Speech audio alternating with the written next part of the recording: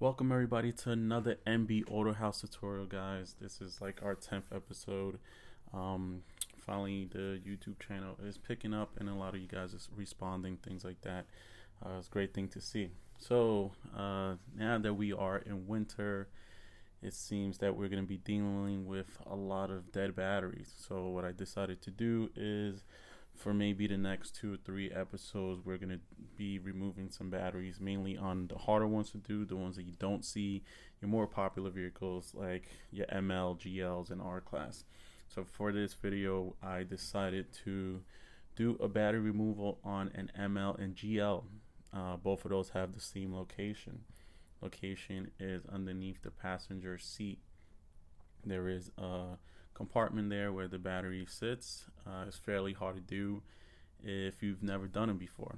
So some of the tools you will be needing is a flashlight, a 13 millimeter socket, an extension, a 10 millimeter socket, or a 10 millimeter wrench, whichever one you feel more comfortable with, a pry bar. You will be using the pry bar for leverage, and a magnet. Alright, so one of the first things we have to do is we have to move our passenger seat.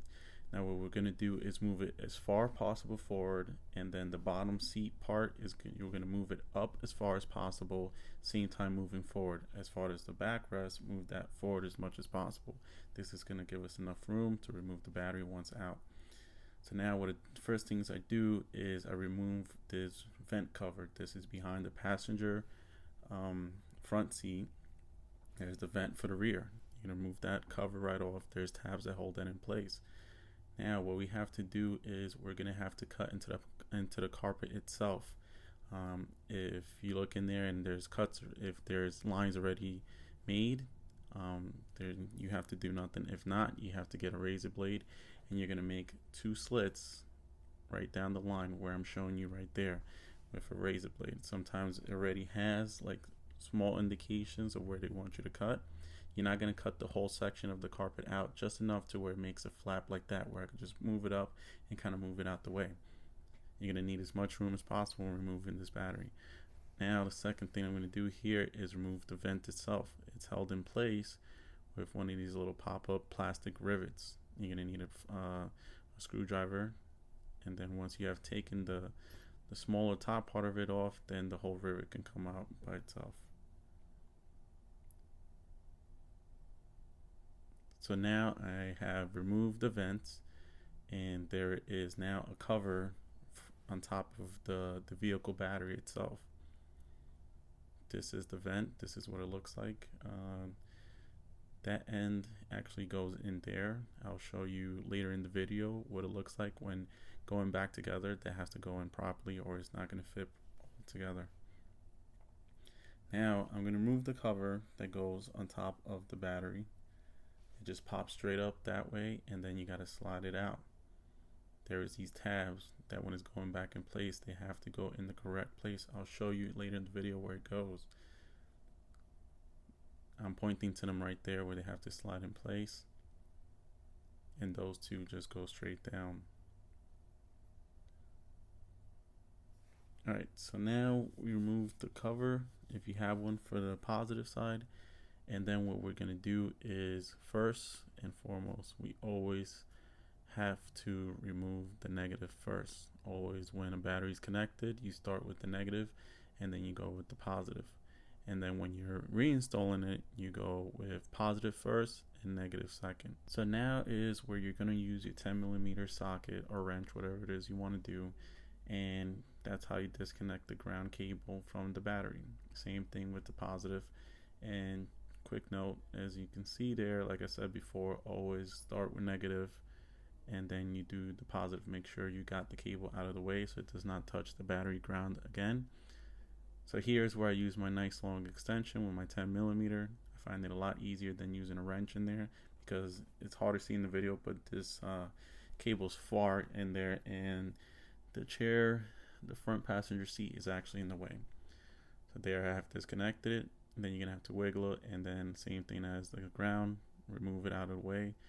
So again, it does not touch on the battery side and then possibly cause a spark. Secondly, what I'm going to do here is remove the vent hose from the battery. Should come just right out. There's a little tube, goes straight into the ground. You see it once you remove the whole battery out of the compartment there. Alright, so now what we're going to do is remove the battery tray, or the locking part of it.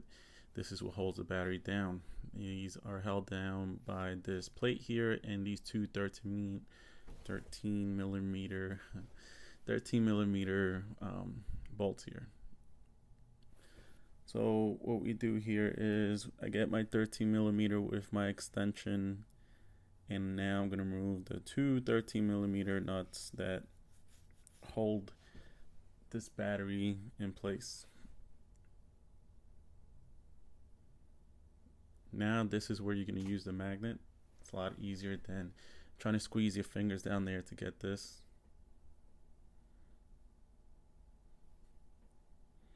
That is the first one. That is what it looks like. It's a 13 millimeter nut that holds it in place.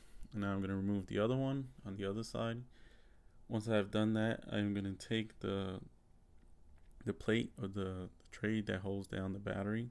That basically holds it on this side, which is closest to you. And then I'll show you on the other side where the battery has to slide into place so it does not move up. So this is the plate that holds it in place. As you can see here, it's a little hard to see, but the curved end is facing you. The other side, the straight edge part, is towards the battery. So you want to make sure you fit that in like that, just the same way as it came out. Alright, so now I'm going to remove the battery. Here is where we use our pry bar. This is fairly hard to do. You don't have a lot of room. So what I do is I get it up first, like I did there. And then what I do is I stick the pry bar down for leverage. This now becomes like a sliding, like almost like a bar where I could just slide the battery on.